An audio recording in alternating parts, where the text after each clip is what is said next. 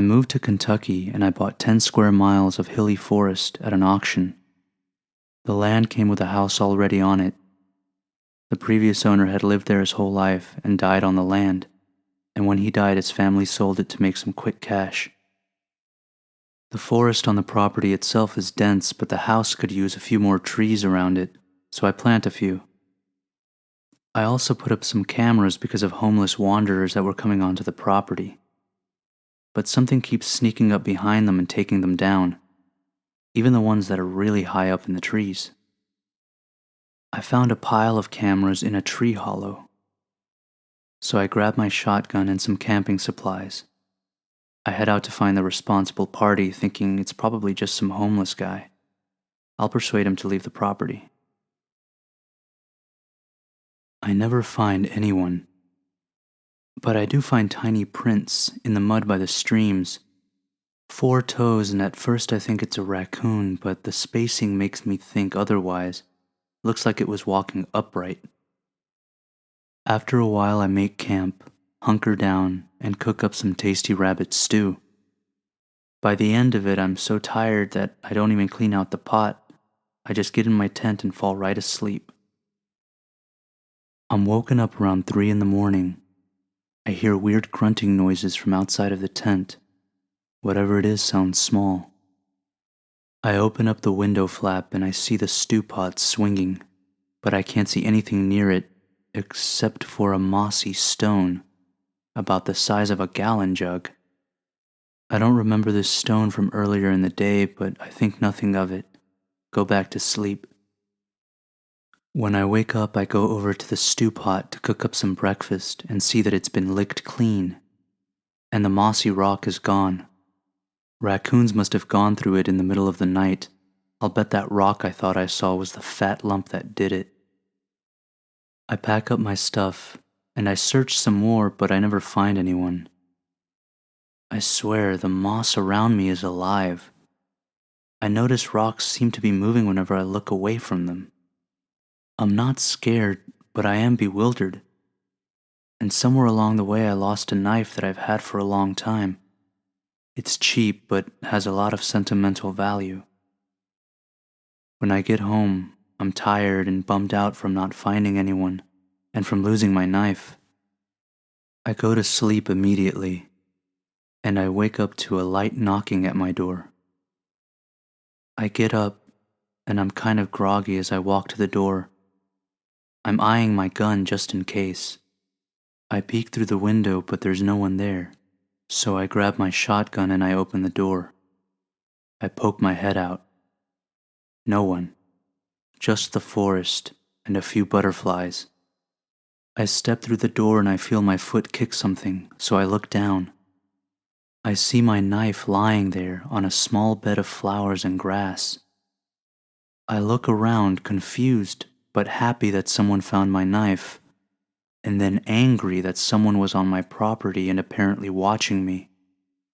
I yell out a quick thank you, and if they're out there to come see me so I can talk to them. That's when I notice, on the border of the forest, 3 rocks all around the size and shape of a jug of milk lined up in a row. I pick up my knife and walk back inside, and when I glance back out, the rocks are gone. Later, when I go into town, I buy a dog. About a month later, I'm planting more trees, working some land to make a small garden. I've named the dog Hugo. He's a border collie and a puppy, and he's walking around doing puppy stuff, just sniffing things. While tilling, I notice 2 rocks on the edge of the forest, but I no longer think anything of it. They don't bother me, and I don't bother them. I'm kind of getting used to it. I begin to expect them by now, to be honest.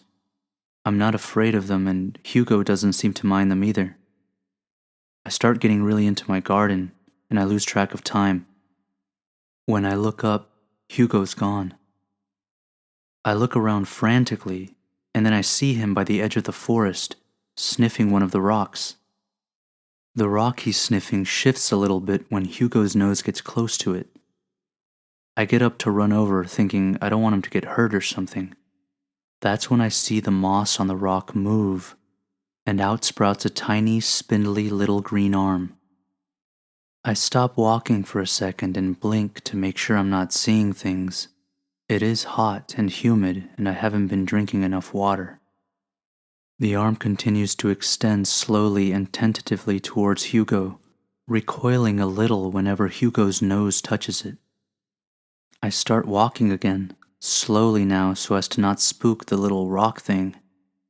About 50 yards away, I can see that it's petting Hugo's head. Hugo is wagging his tail and seems to be enjoying it. About 10 yards away, I step on a twig, and it makes a loud noise. The creature's arm shoots back into its body and the rock starts tumbling away. Hugo runs after it. I run after Hugo. I lose sight of Hugo. I search for him until nightfall. Once it's dark, I start heading back to the house. I'm going to grab a flashlight and my camping gear, and I'm going to find my pup. As I'm approaching the house, from a distance, I see a white and black lump on the porch. I start running towards my house.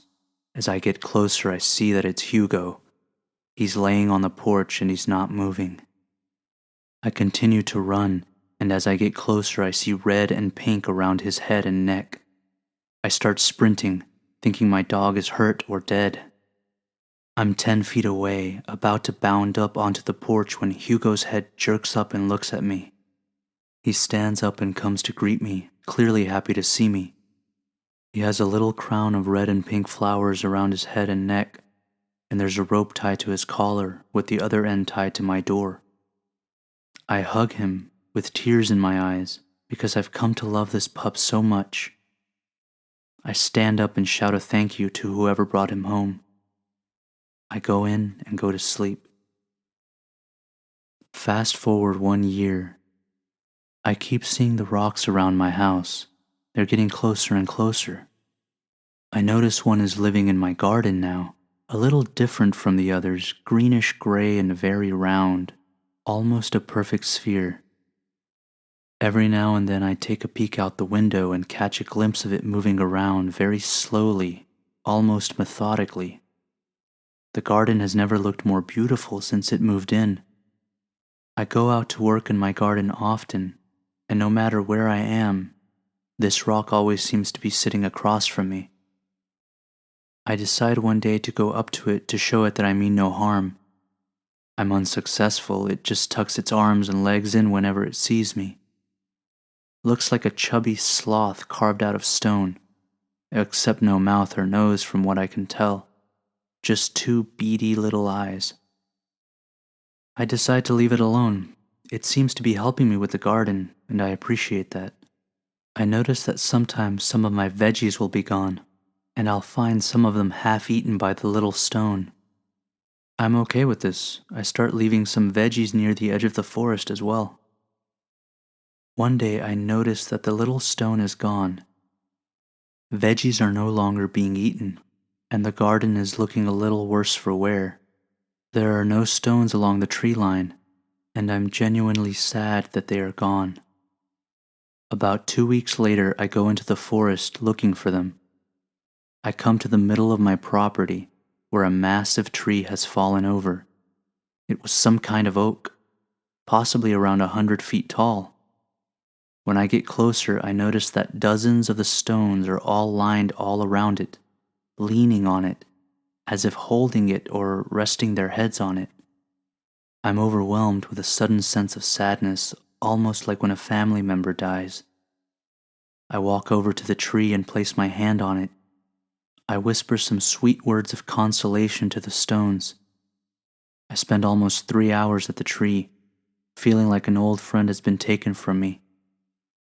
I remember I have a white oak sapling in my yard outside of my house. I dig it up and take it to the bigger oak in the forest the next day with Hugo. I plant it next to the fallen oak so that it will replace the giant hole that the older one left.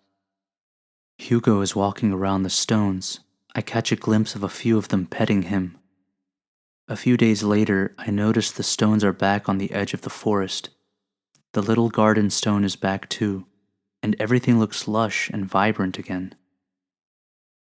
I go out into the forest one day with Hugo. I've been noticing signs of a homeless person living on the property, trash everywhere, broken branches and plants, etc. Finally, I make it to where I think the guy is camping, and I find his shelter. I take it down but neatly fold it for him so he can get off my property quickly.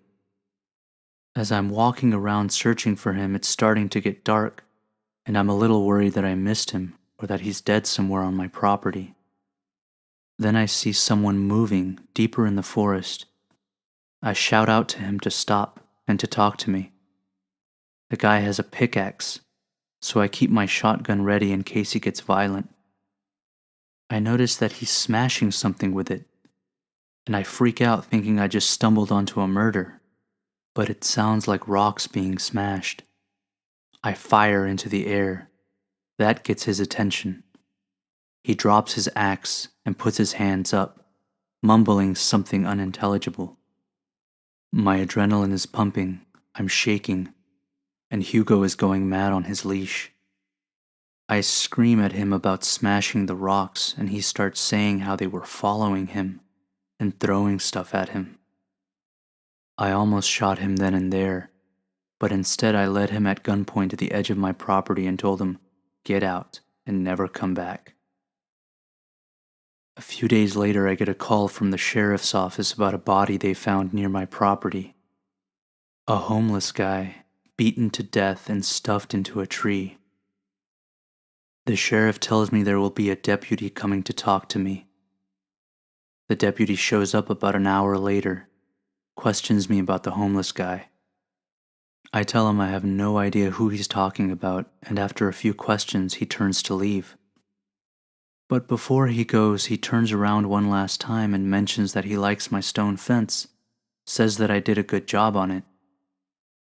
I turn around to see what he's talking about, and I see that the entire edge of the forest around my house is surrounded by stones. I thank the deputy and I see him to his cruiser. He leaves. Then I look back at my house, and all the stones, except for 2, are gone.